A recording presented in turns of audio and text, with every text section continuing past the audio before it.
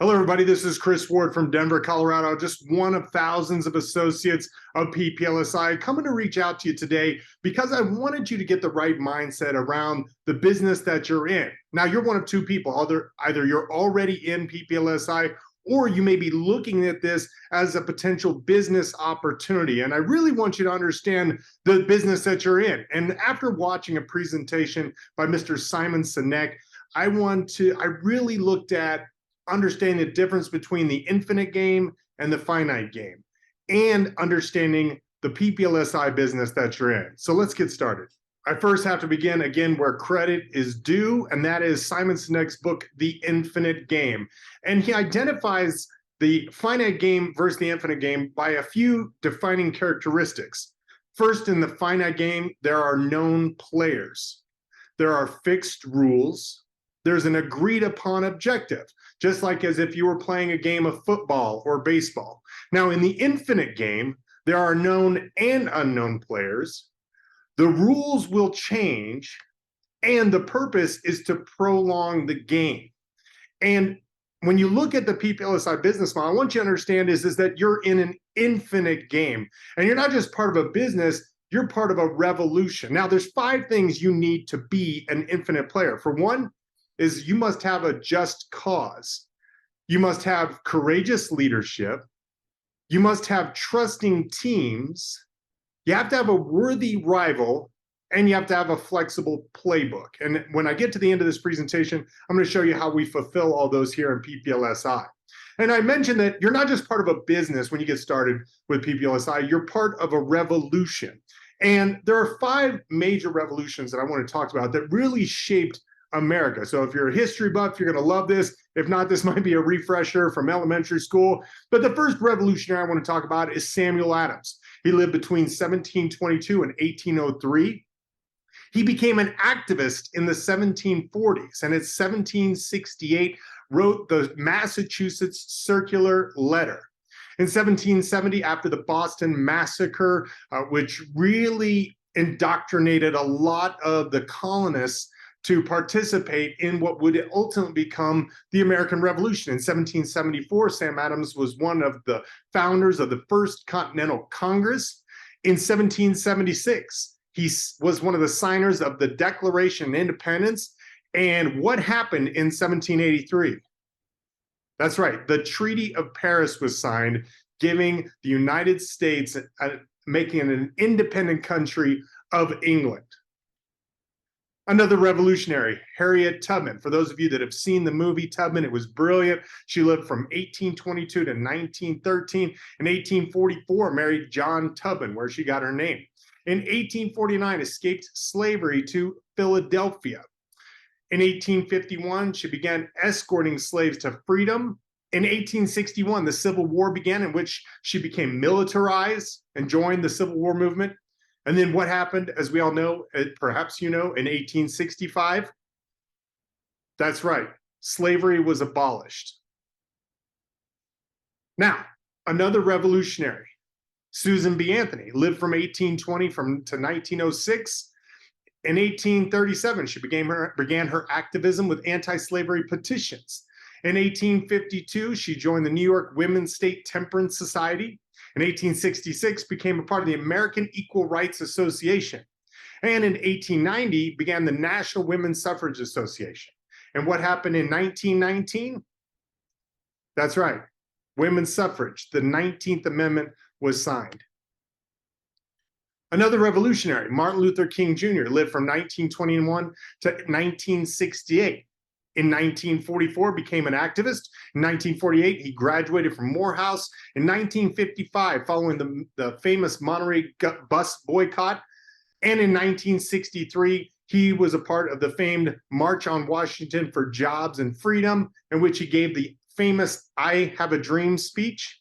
And again, what happened in 1964? That's right, the Civil Rights Act was signed into law by President Lyndon B. Johnson. Another revolutionary, part of the legal revolution. 1938, lived to 2014, was a part of a motor vehicle accident in 1969. we could say became an activist right afterwards, recognizing the fact that the majority of Americans simply cannot afford access to quality legal counsel.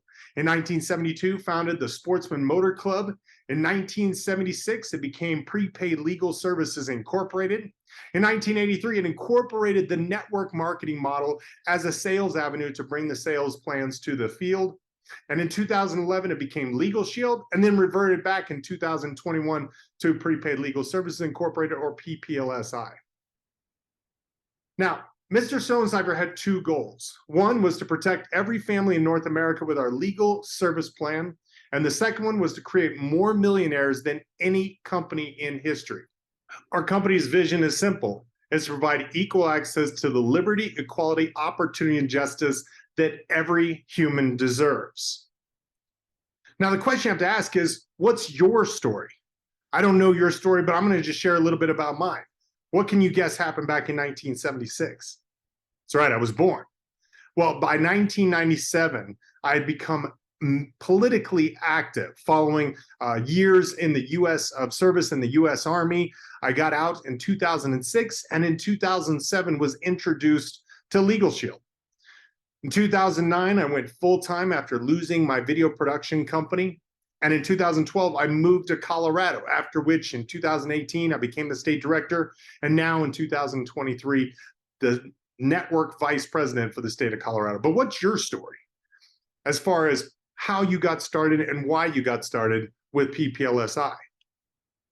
Well, before I move on, I want to talk about a concept that I learned in the military called force concentration.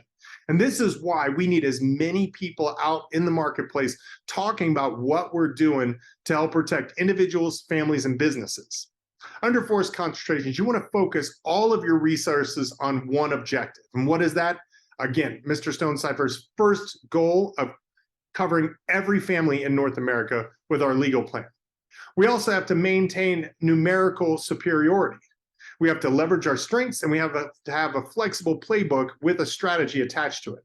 We have to recruit, develop, and train our replacements, and we have to work in teams. No man is an island upon himself. We must continue to train leaders to move forward and continue to enroll others in Mr. Stonecipher's vision. Now, here are some of the industry actions as we move from the past forward. Back in 1997, we already know the PPLSI was founded back in 1972. By 1997, we saw another legal service plan company come about, U.S. Legal Support. And in 2001, the famed attorney Robert Shapiro, notably famous for his role in the O.J. Simpson trial, met with Mr. Harlan Stonecipher to talk about a business merger, and whenever that did not come to fruition, he went out and started LegalZoom in 2001. In 2006, a company called Avo started. 2008, Rocket Lawyer came out of Northern California. In 2016, the American Bar Association wrote a very interesting report on the future of legal services in the United States.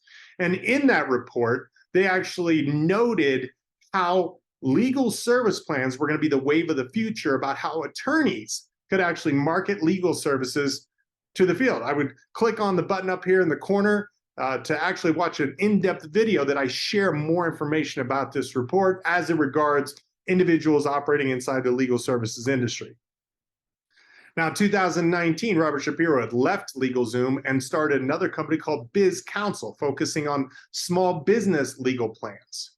And in 2022, what happened?